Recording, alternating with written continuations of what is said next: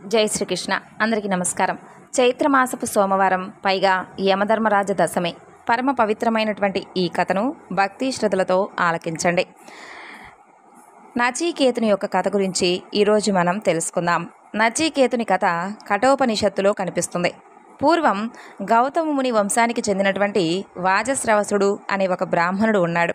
అతను ఒకనాడు విశ్వజిత్ అనే యాగాన్ని సంకల్పించాడు. అప్పటికే జ్ఞానిగా పేరు పొందినవాడు కాబట్టి వాజస్రవసుని యాగం గురించి వినగానే జనమందరూ కూడా తండోపతండాలుగా ఆ యాగానికి వస్తారు. యాగం అద్భుతంగా సాగి నిరాటకంగా ముగుస్తుంది. ఇక దాన కార్యక్రమాలు మొదలవుతాయి. వాటిలో భాగంగా ఆ వాజస్రవసుడు ఆరోగ్యంగానూ దృఢంగానూ ఉన్నటువంటి గోవులను తన వద్దనే ఉంచుకొని ఒట్టిపోయినటువంటి ముసలి ఆవులను, అనారోగ్యంతో బలహీనంగా ఉన్న వాటిని దానం చేయడం మొదలు పెడతాడు. తండ్రి ప్రవర్తన చూసినటువంటి నచికేతునికి బాధ కలుగుతుంది. దానం అంటూ చేస్తే అది అవతల వాడికి ఉపయోగపడేలాగా ఉండాలి, కానీ తన దగ్గర ఉన్న వాటిని వదిలించుకునేలాగా ఉండకూడదు కదా అనే సందేహం అతనిలో మొదలవుతుంది. పైగా బాల్య చాపల్యంతో తండ్రి దగ్గరకు వెళ్ళి ఇలా అంటాడు: తండ్రి, నీకు పనికిరాని వాటన్నిటినీ కూడా దానం చేస్తున్నావు. సరే, ఇంతకీ నన్ను కూడా ఎవరికైనా దానంగా ఇస్తావా ఏమిటి? నన్ను ఎవరికైనా దానం చేస్తావా అని అడగడం మొదలు పెడతాడు. అలా పిల్లవాడు అదే ప్రశ్నను మాటి మాటికి అడుగుతూ ఉండడంతో తండ్రికి చిర్రెత్తుకొస్తుంది. ఇస్తాను, నిన్ను ఆ యమధర్మరాజుకు దానంగా ఇచ్చేస్తాను, పో అంటాడు. తండ్రి నోట్లో నుండి అలాంటి మాట వినిపించగానే నచికేతుడు నిశ్చేష్టుడవుతాడు. తొందరపడి తాను అన్న మాటకు తండ్రి కూడా పశ్చాత్తాపడతాడు. ఏదో పొరపాటున అనేశాను, ఊరుకో అంటాడు తండ్రి. కానీ నచికేతుడు మాత్రం అస్సలు ఊరుకోలేదు. పవిత్రమైనటువంటి ఆ యజ్ఞ సమయంలో, అందులోనూ దానం జరుగుతున్నటువంటి సందర్భంలో తండ్రి నుండి అలాంటి మాట వచ్చిందంటే దానిని నెరవేర్చి తీరాలి అనుకుంటాడు నచికేతుడు. పొరపాటున అనేశానని తండ్రి ఎంతగా వారిస్తున్నా వినకుండా ఆ యముడికి తనను తాను అర్పించుకునేందుకై బయలుదేరతాడు. యమలోకంలో నచికేతునికి యముడి దర్శనం అంత త్వరగా లభించలేదు.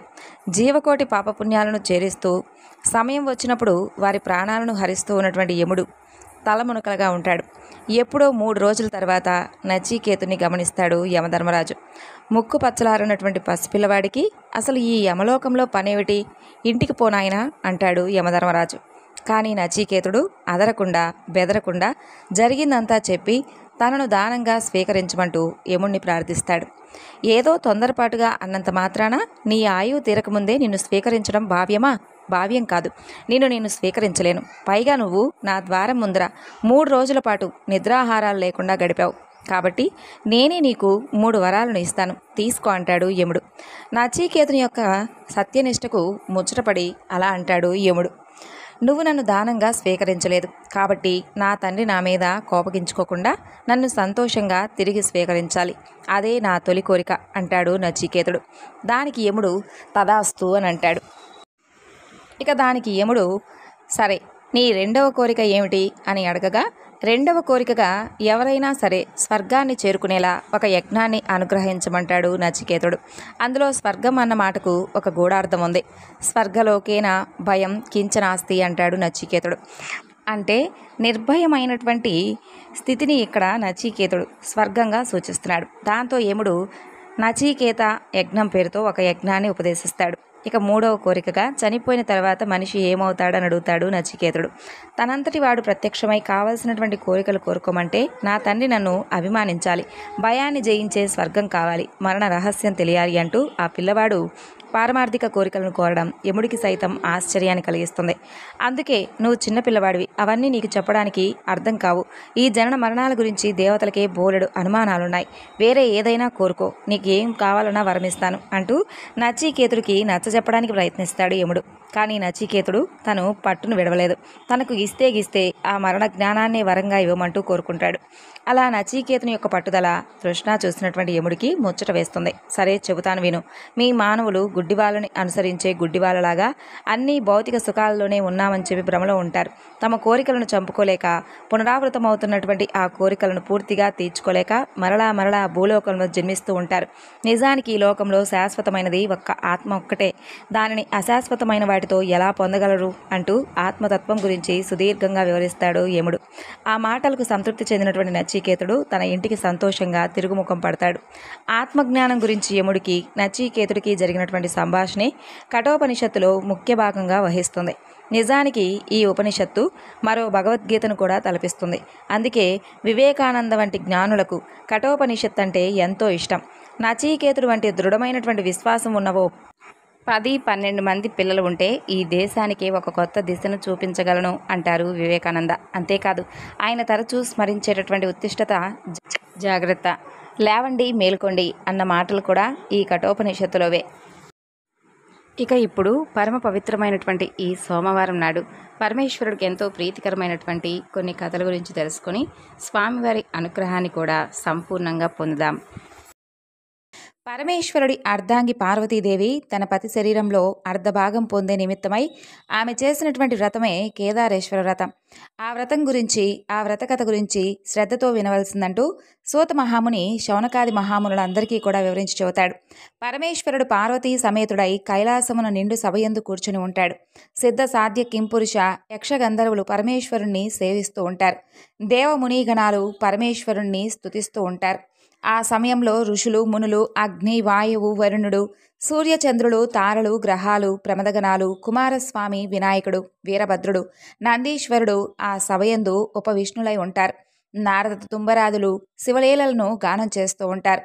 రసాల సాల తమల వకుల నరికేల చందన పనస జంబూ వృక్షాలతో, చంపక పున్నాగ పారిజాతాది పుష్పాదులతో, మణిమయమగుట కాంతులతో, చక్కగా నది పర్వతాలతో అంతా కూడా చూసేందుకు పులకిస్తూ ఉంటుంది. అలాంటి ఆనంద కోలాహలంలో భృంగురుటి అనేటటువంటి శివభక్త శ్రేష్ఠుడు ఆనంద పులకితుడై నాట్యం చేస్తూ ఉంటాడు. అతను వినోద సంబరంలో నాట్యంతో సభాసదులను పరమేశ్వరుణ్ణి కూడా మెప్పిస్తూ ఉంటాడు. అప్పుడు పరమేశ్వరుడు అతన్ని అభినందించి చాలా చక్కగా పార్వతీదేవిని కూడా వీడి సింహాసనం నుండి లేచి భృంగురుటిని తన యొక్క అమృత హస్తంతో తట్టి ఆశీర్వదిస్తాడు. అయితే అదే అదునుగా భావించినటువంటి భృంగి మొదలైనటువంటి వంది మాగాదులు పరమేశ్వరుడికి ప్రదక్షిణం చేసి నమస్కరిస్తారు. అదంతా కూడా గమనిస్తూ ఉన్నటువంటి పార్వతీదేవి భర్తను చేరి, నాదా, నన్ను విడిచి కేవలం మీకు మాత్రమే వీరందరూ కూడా నమస్కారం చేస్తున్నారు. ఆటపాటలతో మిమ్మల్ని మెప్పించి మీ నుండి నన్ను వేరుపరిచి ఈ విధంగా చేయడం తగునా అంటూ ప్రశ్నిస్తుంది. అప్పుడు పరమేశ్వరుడు సతీమణి పార్వతి అంటూ పార్వతీదేవిని సందిటకు తీసుకొని, దేవి, పరమార్థ విధులైనటువంటి యోగులు నీ వలన ప్రయోజనం కలగబడవని చెప్పి నిన్ను ఉపేక్షించి నాకు మాత్రమే నమస్కరిస్తున్నారు అని జవాబిస్తాడు పరమేశ్వరుడు. అప్పుడు పార్వతీదేవి, ఏమిటి స్వామి, సాక్షాత్తు పరమేశ్వరుడు ఇల్లాలనై ఉండి కనీసం దండ ప్రణామాలకు కూడా నోచుకోలేనటువంటి అయోగ్యురాలనా అంటూ కోపగించుకొని ఈశ్వరుడితో సమానమైనటువంటి యోగ్యతను ఆర్జించేందుకై తపస్సు చేయాలని చెప్పి నిశ్చయించుకుంటుంది. ఆ విధంగా కైలాసాన్ని విడిచిపెట్టి సస్యశ్యామలమైనటువంటి గౌతమముని యొక్క ఆశ్రమానికి వస్తుంది పార్వతీదేవి. ఆ ఆశ్రమవాసులందరూ కూడా ఆ తల్లిని చూసి అతిథి మర్యాదలు నడిచి, తల్లి, నీవెవరవు, ఎవరి దానవు, ఎక్కడి నుండి వచ్చావు, నీ రాకకు కలిగినటువంటి ఆంతర్యం ఏమిటి అంటూ పార్వతీదేవిని ప్రశ్నిస్తారు. వారి ప్రశ్నలకు పార్వతీదేవి ఎంతో ఆనందించి యజ్ఞ యాగాది క్రతువులచే పునీతమై ఉన్నటువంటి గౌతమముని యొక్క ఆశ్రమమున నియమ నిష్ఠాగరిష్ఠులై అలరారుతూ ఉన్నటువంటి ఓ పుణ్యపురుషులారా, మీ అందరికీ కూడా నేను నమస్కరిస్తున్నాను. నేను హిమవంతుని యొక్క పుత్రికను, సాక్షాత్తు పరమేశ్వరుడు ఇల్లాల్ని, శివుడి సతిగా నా నాదునితో సమానమైనటువంటి యోగ్యతను పొందగోరి తపస్సు చేయాలని చెప్పి సంకల్పించుకున్నాను. అందు నిమిత్తమై మీ ఆశ్రమానికి వచ్చానని చెబుతుంది పార్వతీదేవి. కాబట్టి మహర్షులారా, జగత్ కళ్యాణ అభిషులారా, నేను ఆశించినటువంటి ఫలితాన్ని పొంది పరమేశ్వరుడికి అర్ధాంగినై తరించేందుకు తగినటువంటి వ్రతం ఏదైనా ఉంటే నాకు ఉపదేశించండి అంటూ పార్వతీదేవి వారిని కోరుకుంటుంది. అందుకు గౌతమముని, పార్వతి, నీకు తప్పకుండా ఉత్తమమైనటువంటి ఫలితాన్ని ఇచ్చేటటువంటి వ్రతం ఉంది. ఆ వ్రతం గురించి చెబుతాను. అదే కేదారేశ్వర వ్రతం. నీవు కనుక ఆ వ్రతాన్ని ఆచరిస్తే నీ మనోభీష్ట సిద్ధిని తప్పకుండా పొందవచ్చు అంటూ గౌతమముని సెలవిస్తాడు. అలాగే వ్రత విధానం గురించి వివరించమంటూ పార్వతీదేవి గౌతమముని కోరుకుంటుంది. జగజ్జనని, ఈ వ్రతాన్ని ఎప్పుడైనా కానీ చక్కగా ఆచరించుకోవచ్చు. అయితే భాద్రపద మాసంలో ఈ వ్రతాన్ని ఆచరిస్తే ఇంకా ఎక్కువగా ఫలితం పొందవచ్చు అంటూ గౌతమ మహర్షి చెప్పినటువంటి కేదారేశ్వరుని యొక్క పూజా విధానం అంతా కూడా పార్వతీదేవి నియమనిష్టగా భక్తితో ఆ వ్రతాన్ని ఆచరిస్తుంది. పరమేశ్వరుడు ఎంతో సంతోషించి ఆ తల్లి అభీష్టానుసారంగా తన మేనులో సగభాగం పార్వతీదేవికి అనుగ్రహిస్తాడు. అప్పుడు జగదాంబ ఎంతో సంతోషించి భర్తతో నిజ నివాసమైనటువంటి కైలాసాన్ని చేరుకుంటుంది. అయితే కొంతకాలానికి శివభక్తపరాయణుడైనటువంటి చిత్రాంగదుడు అనే ఒక గంధర్వుడు నందికేశ్వరుడి వలన కేదారేశ్వర వ్రతాన్ని దాని మహత్తును వినవాడై మానవ లోకానికి దానిని వెల్లడి చేయాలని చెప్పి దివి నుండి భూమికి చేరుకొని ఉజ్జయిని అనే నగరంలోకి ప్రవేశించి ఆ నగరాన్ని పరిపాలిస్తూ ఉన్నటువంటి రాజు వజ్రదంతుడికి కేదార వ్రత విధానాన్ని గురించి అంతా కూడా వివరిస్తాడు. అప్పుడు వజ్రదంతుడు ఆ వ్రతాన్ని ఆచరించి శివానుగ్రహంతో సార్వభౌముడవుతాడు. ఆ తరువాత ఉజ్జయిని నగరంలో ఒక వైశ్యుడికి పుణ్యవతి, భాగ్యవతి అనే 2 కుమార్తెలు ఉండేవారు. వారు ఒకనాడు తండ్రిని చేరి, జనక, మాకు కేదార వ్రతం చేయడానికి మీరు అనుమతి ఇవ్వండి అని అడుగుతారు. అందుకతను, ఓ బిడ్డలారా, నేనేమో కడుదరిద్రుడను, సామాన్లకు కూడా సమకూర్చగలిగినటువంటి వాడిని కాదు. మీరు ఆ ఆలోచనను, ఆ వ్రత విధానం చేయాలనేటటువంటి మీ యొక్క సంకల్పాన్ని మానుకోండి అని చెప్పి పలుకుతాడు. అందుకు ఆ వైశ్యపుత్రికలు, నీ ఆజ్ఞయే మాకు ధనం, మీరు కేవలం అనుమతి ఇస్తే చాలని చెప్పి వేడుకుంటారు. అందుకు ఆ వైశ్యుడు వ్రతాన్ని చేసుకునేందుకు అనుమతిస్తారు. ఇక వారిద్దరూ కూడా ఒక వటవృక్షం క్రింద కూర్చొని తోరం కట్టుకుని పూజను భక్తితో చేసుకుంటూ ఉంటారు. పరమేశ్వరుడు వారి భక్తికి మెచ్చి పూజా సామాగ్రిని వారికి అనుగ్రహిస్తాడు. ఇక వారు కల్పోక్తంగా వ్రతాన్ని ఆచరిస్తారు. పరమేశ్వరుడు సాక్షాత్కరించి వారికి ఐశ్వర్యాలను, సుందర రూపాలను ప్రసాదించి అంతర్ధానమవుతాడు. తరువాత ఆ వైశ్యపుత్రికలకు యుక్త వయస్సు వస్తుంది. సౌందర్య సోయగం కలిగినటువంటి ఆ యొక్క వైశ్యపుత్రికలో పెద్దామె పుణ్యవతిని ఉజ్జయిని నగర మహారాజు, చిన్నామె భాగ్యవతిని చోళభూపాలుడు వివాహం చేసుకుంటారు. వారి తండ్రి అయినటువంటి వైశ్యుడు ధనధాన్య సమృద్ధితో, రాజభోగాలతో పుత్రులను పొంది సుఖంగా జీవిస్తూ ఉంటాడు. అలా మరికొంతకాలానికి చిన్న కుమార్తె భాగ్యవతి ఐశ్వర్య మధోన్మతురాలై కేదారేశ్వరుని యొక్క వ్రతాన్ని మర్చిపోతుంది. అందువలన ఈశ్వరానుగ్రహం కోల్పోతుంది. ఆమె భర్త ఆగ్రహానికి గురవుతుంది. ఆమె భర్త ఆమెను, కుమారుణ్ణి రాజ్యం నుండి వెళ్ళగొట్టేస్తాడు. ఆమె పడరాని పాట్లు పడుతూ ఒక బోయవాడి ఇంట ఆశ్రయం పొందుతుంది. అలా ఒకనాడు ఆమె తన కుమారుణ్ణి చెంతకు పిలిచి, నాయనా, నీ పెద్ద తల్లి ఉజ్జయినీపురం మహారాణి, ఆమె వద్దకు వెళ్ళి మన దీనస్థితిని అంతా కూడా ఆమెకు వివరించి ఆమెను ఏదైనా సహాయం అర్జించి తీసుకునిరా అని చెప్పి పిల్లవాడిని పంపిస్తుంది. ఆ పిల్లవాడు ఉజ్జయినికి వెళ్ళి తమ దుస్థితి అంతా కూడా తమ పెద్దమ్మకు వివరించి చెబుతాడు. అయితే ఆమె దుస్థితి గురించి అంతా కూడా తెలుసుకొని కొంత ధనమిచ్చి కుమారుణ్ణి సాగనంపుతుంది. ఆ పిల్లవాడు తిరిగి వస్తూ ఉండగా మార్గమధ్యంలో పరమేశ్వరుడు ఒక చోరుడి రూపంలో అతన్ని అడ్డగించి అతని వద్ద ఉన్నటువంటి ధనాన్ని కొల్లగొడతాడు. ఇక అతను జరిగిన దానికి ఎంతో విచారించి మరలా పెద్ద తల్లి వద్దకు వెళ్ళి జరిగినటువంటి సంగతంతా కూడా వివరిస్తాడు. ఇక ఆమె మరలా కొంత ధనాన్నిచ్చి పంపిస్తుంది. ఆ తర్వాత కూడా మార్గమధ్యంలో చోరరూపుడైనటువంటి పరమేశ్వరుడు ఆ సొమ్మును తీసుకుని వెళ్ళిపోతాడు. మరలా అతను పెద్ద తల్లి వద్దకు బయలుదేరగా అంతర్వాహిని నుండి పరమేశ్వరుడు, ఓయి, నీవు ఎన్నిసార్లు నీ పెద్ద తల్లిని అడిగి సొమ్మును నువ్వు తీసుకొచ్చుకున్నా నీ తల్లి కేదార వ్రతాన్ని పూర్తిగా మానివేసింది, చాలా గర్వంతో ప్రవర్తించింది, అందుకు కారణంగా ఈ సొమ్ము మీకు దక్కదని చెప్పి హెచ్చరిస్తాడు. ఇక ఆ మాటలన్నీ విన్నటువంటి ఆ పిల్లవాడు తిన్నగా పెద్ద తల్లి వద్దకు వెళ్ళి తాను విన్నటువంటి ఆ మాటలన్నింటినీ కూడా ఆమెకు వివరించి చెబుతాడు. అప్పుడు ఆమె బాగా ఆలోచించి అతని చేత కేదార వ్రతం చేయించి డబ్బిచ్చి పంపిస్తుంది. తల్లితో కేదార వ్రతం చేయవలసిందిగా చెప్పమని చెబుతుంది. ఇక ఆ పిల్లవాడు ఆ ప్రకారంగా తల్లి వద్దకు వెళ్ళి పెద్ద తల్లి ఇచ్చినటువంటి సొమ్మునిచ్చి వ్రతం చేయవలసిందని చెప్పి పెద్దమ్మ చెప్పినటువంటి మాటలను గుర్తు చేసి చెబుతాడు. ఇక ఆ తరువాత అన్నీ కూడా గుర్తు చేసుకున్నటువంటి భాగ్యవతి భక్తి శ్రద్ధలతో కేదార వ్రతం చేయడం మొదలు పెడుతుంది. ఆమె భర్త మంది మార్బలంతో వచ్చి ఆమెను, కుమారుణ్ణి రాజధానికి తీసుకుని వెళ్ళిపోతాడు. ఇక భాగ్యవతి ప్రతి సంవత్సరము కూడా కేదార వ్రతాన్ని చేసుకుంటూ శివానుగ్రహాన్ని పొంది సుఖశాంతులతో, సౌభాగ్య సంపదలతో హాయిగా జీవితాన్ని కొనసాగిస్తూ ఉండేది. ఇక ఈ కేదార వ్రత కథను ఎవరైతే భక్తి శ్రద్ధతో వింటారో వారందరికీ కూడా పరమేశ్వరుని యొక్క అనుగ్రహం సంపూర్ణంగా ఉంటుందంటూ సూత మహాముని శౌనకాది మహామునులందరికీ కూడా వివరించి చెప్పినటువంటి కేదారేశ్వరుని యొక్క వ్రతకథ. ఇక ఇప్పుడు రుద్రాక్ష మహిమ గురించి తెలియజేసేటటువంటి మరొక చక్కని కథ గురించి తెలుసుకుందాం. పూర్వం కాశ్మీర దేశంలో భద్రసేనుడు అనే ఒక రాజుకు తారకుడు అనే ఒక కొడుకు, మంత్రి సుధర్ముడికి సద్గుణుడనేటటువంటి ఒక కొడుకు ఉండేవారు. వారు ఎంతో ప్రేమతో మసులుకుంటూ చక్కగా ఏ ఆభరణాలను కూడా లెక్క చేయకుండా ఎప్పుడూ కూడా రుద్రాక్షలను ధరించి శివారాధన చేసి గాని భోజనం చేసేవారు కాదు.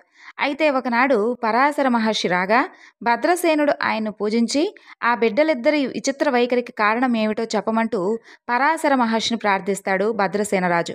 అయితే ఆ ముని, రాజా, వెనుక నంది అనే గ్రామంలో మహా సౌందర్యవతి శ్రీమంతురాలు అయినటువంటి మహానంద అనే ఒక వేశ్య ఉండేది. ఆమె చాలా గుణవంతురాలు, స్వేచ్ఛాచారిణి. చక్కగా ఆమె పెద్దల వలన సకల ధర్మాలు తెలుసుకుంది. దాన ధర్మాలు చేస్తూ జీవిస్తూ ఉండేది ఎప్పుడూ కూడా. అయితే ఆమె నిత్యము కూడా అలంకరించుకొని తన ఇంట్లో ఉన్నటువంటి మండపంలో నృత్యం చేస్తూ ఉండేది. ఆ మండపంలో ఒక కోడిని, ఒక కోతిని పెంచుతూ ఉండేది. అయితే వాటిని ఆమె వినోదం కోసమై చక్కగా రుద్రాక్షలతో అలంకరిస్తూ ఉండేది.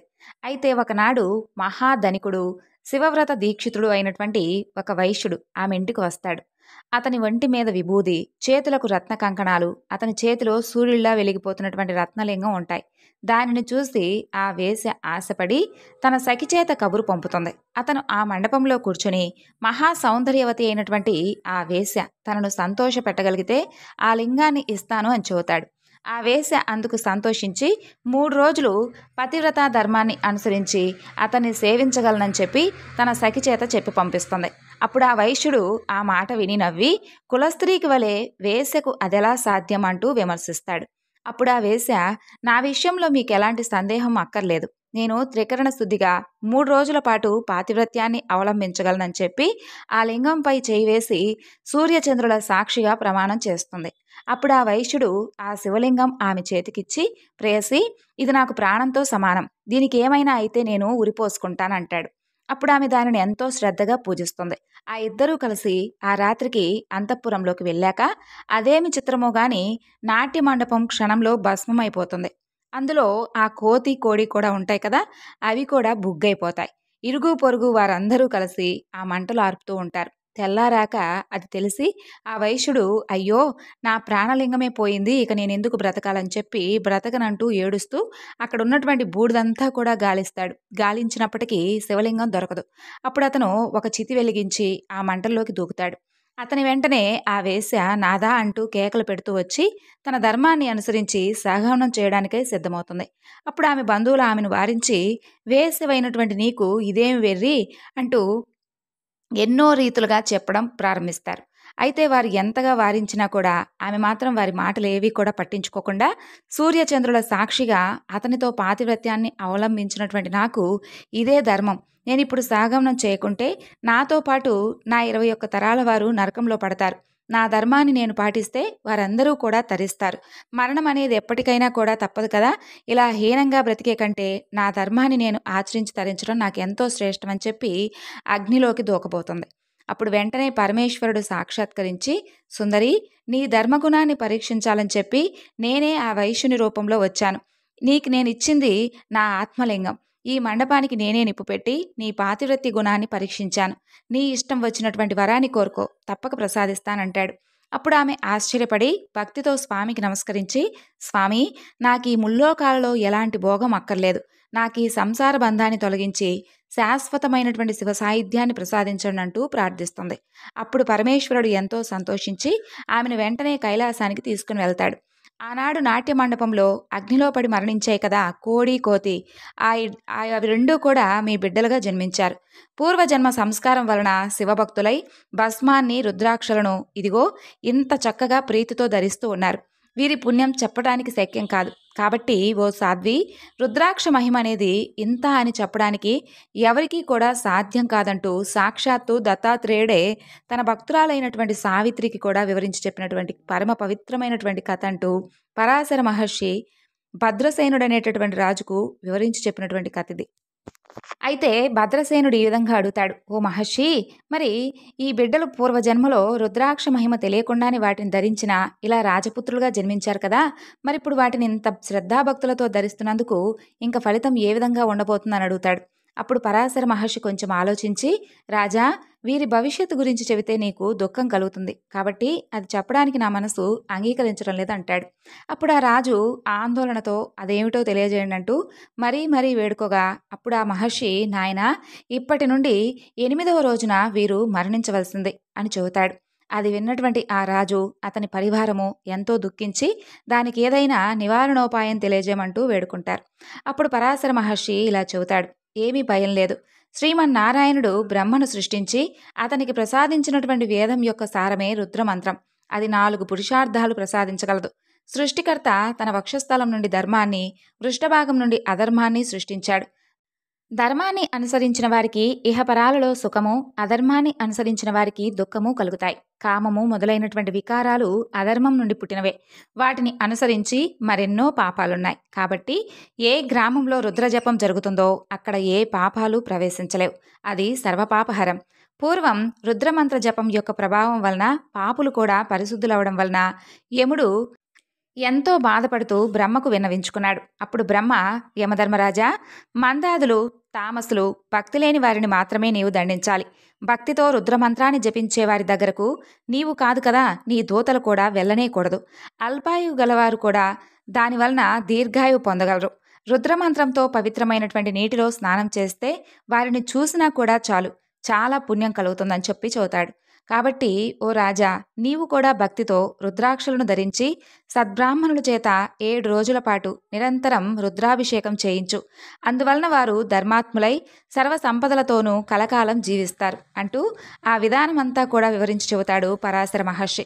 అప్పుడు భద్రసేన మహారాజు ఆ ప్రకారంగా 100 మంది సద్బ్రాహ్మణుల చేత 10,000 రుద్రమంత్ర గానంతో 7 రోజుల పాటు రాత్రింబవళ్ళు సంతతాధారగా పరమేశ్వరుడికి అభిషేకం చేయిస్తాడు. నిత్యము కూడా అభిషేక జలంతోనే ఆ రాజకుమారులకు స్నానం చేయిస్తాడు. చివరి రోజు సాయంత్రం ఆ బిడ్డలిద్దరూ కూడా స్పృహ తప్పి పడిపోతారు. అప్పుడు పరాశర మహర్షి రుద్రమంత్ర జలం వారి మీద చల్లుతాడు. వెంటనే వారు లేచి కూర్చుంటారు.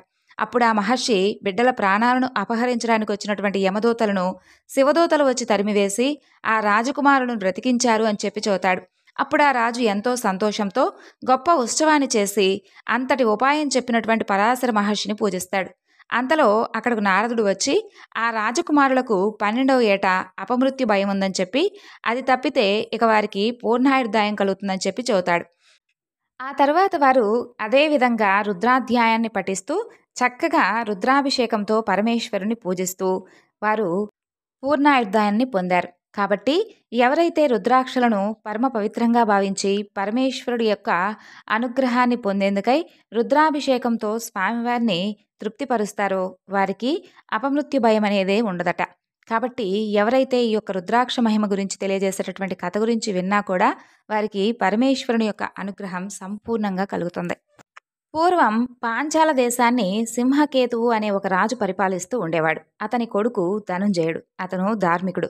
ఒకనాడు ఆ రాజకుమారుడు వేటకని చెప్పి నిర్జనమైనటువంటి ఒక మహా అరణ్యానికి వెళ్తాడు. అతను చాలాసేపు వేటాడి బాగా అలసిపోతాడు. అతనికి బాగా దాహం వేస్తుంది. అప్పుడు ఒక బోయవాడు ఒక కొలను వద్దకు అతన్ని తీసుకుని వెళ్తాడు. ధనుంజయుడు దాహం తీర్చుకొని ఆ పక్కనే ఉన్నటువంటి ఒక దేవాలయానికి వెళ్ళి అక్కడ విశ్రాంతి తీసుకుంటాడు. ఆ దేవాలయంలో ఒక పక్కన పడి ఉన్నటువంటి ఒక శివలింగాన్ని ఆ బోయవాడు తీసుకొని దానిని తదేకంగా చూస్తూ ఎంతోసేపు ఉండిపోతాడు. అదంతా కూడా రాజకుమారుడు చూసి, నీకు ఈ శివలింగం ఎందుకు అని అడుగుతాడు. అప్పుడు ఆ బోయవాడు, అయ్యా, నాకు చాలా కాలంగా శివపూజ చేసుకోవాలనే కోరిక ఉండేది. శివలింగం అన్నిటికంటే కూడా ఎంతో ప్రశస్తమైనదన్న భావంతో తీసుకున్నానంటాడు. అప్పుడు ధనుంజయుడు సంతోషించి, ఇది అన్నిటికంటే కూడా ప్రశస్తం అన్నమాట నిజమే, కాబట్టి నీవు దీనిని భక్తితో పూజించుకో అని చెబుతాడు. అప్పుడు ఆ బోయవాడు, అయ్యా, నేను అడవిలో పెరిగినవాడిని, దీనిని ఎలా పూజించాలో నాకు తెలియదు. దయతో దీనిని పూజించే విధానం గురించి చెప్తారా? మీరే నాకు గురుదేవులుగా అనుకుంటున్నాను అంటూ నమస్కరిస్తాడు.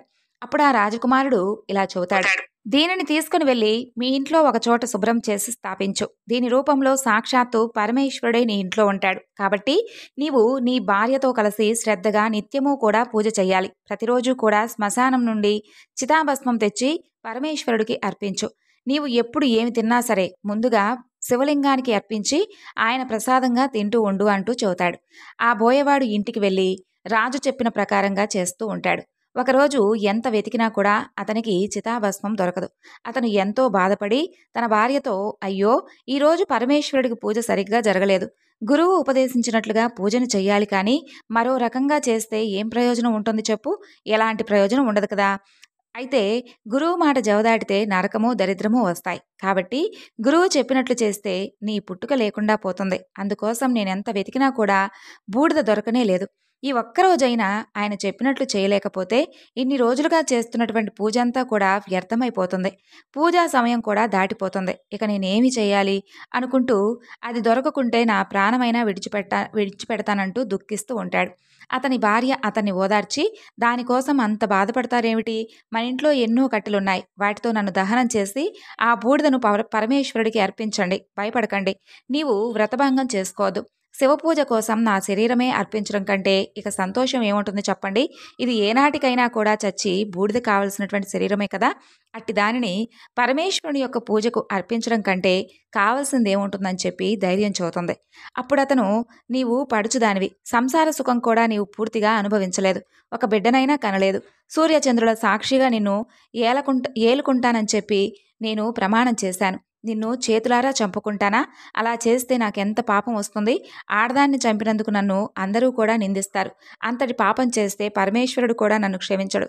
నీ తల్లిదండ్రులకు కూడా అన్యాయం చేసిన వాడినవుతానంటూ వలవలా ఏడుస్తాడు. అప్పుడు ఆమె, నీకు ఎంత వెర్రి? నాపై నీకంత మోహం ఎందుకు? నీటి బుడగలాగా ఈనాడు ఉన్నటువంటి శరీరం రేపుంటుందా? ఉండదు కదా! పుట్టిన తర్వాత ఎవరైనా చావవలసిందేగా.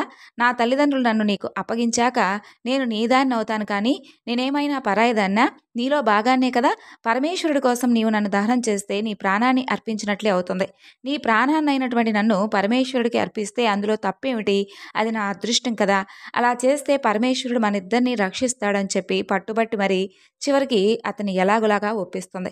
అప్పుడు ఆమె ఇంట్లోకెళ్ళి తలుపేసుకొని ఇంటికి నిప్పు పెట్టమని చెబుతుంది. అతను అలాగే చేసి సర్వము కూడా భస్మమైపోయాక దానినంతా కూడా భక్తితో తీసుకొచ్చి శివలింగానికి అర్పించి కృతార్థుడనయ్యానని చెప్పి ఎంతో ఆనందిస్తాడు. తరువాత ఏకాగ్రమైనటువంటి మనసుతో హృదయపూర్వకంగా పరమేశ్వరుడికి నమస్కరించి అలవాటు ప్రకారంగా ప్రసాదం తీసుకోవడానికి రమ్మని చెప్పి తన భార్యను కేకేస్తాడు. పరమేశ్వరుడి అనుగ్రహం వలన ఆమె తిరిగి బ్రతికి శరీరంతో నడిచి వస్తుంది. వారిద్దరూ కూడా పరమేశ్వరుడి ప్రసాదం తిన్నాక చూస్తే వారిల్లు వెనుకటి వలనే చెక్కు చెదరకుండా నిలుచుంటుంది.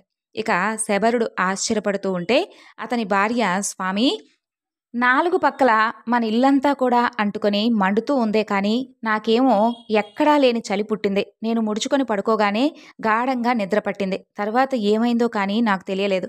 మీరు పిలవగానే ఇదిగో ఇప్పుడు నాకు మెలకువ వచ్చి లేచొచ్చాను. ఆహా, ఏమి ఈ పరమేశ్వరుడు లీలా అనగానే పరమేశ్వరుడు వారిరువురికి కూడా సాక్షాత్కరిస్తాడు. వారు నమస్కరించగానే జీవితాంతం వారు 1,000,000 సంవత్సరాల పాటు స్వర్గలోకంలో నివసించే విధంగా పరమేశ్వరుడు వారికి వరమిచ్చి అక్కడి నుండి అదృశ్యమవుతాడు. దేని ఎందైనా కానీ పూర్ణ విశ్వాసం ఉండాలే కానీ ఎంతటి ఫలితమైనా కానీ లభించగలదు అనేందుకు ఈ కథే ఒక నిదర్శనం. పరమేశ్వరుడు అల్ప సంతోషి.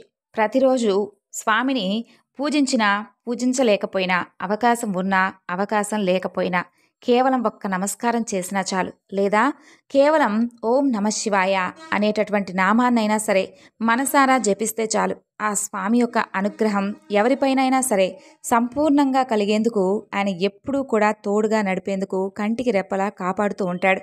ఆ స్వామి నమ్మి కొలిచిన వారి పట్ల ఆపద్ బాంధవుడు. ఏ చిన్న ఆపద కలిగినా కూడా తక్షణమే రక్షించేటటువంటి గొప్ప అమృతమూర్తి పరమేశ్వరుడు, పరమదయాలువు. కాబట్టి ఎవరైతే ఆ స్వామిని ప్రతినిత్యము కూడా నమ్మి కొలుస్తారో వారందరికీ కూడా ఆయన తప్పకుండా ఏదో ఒక విధంగా సహాయాన్నైతే అందిస్తాడు.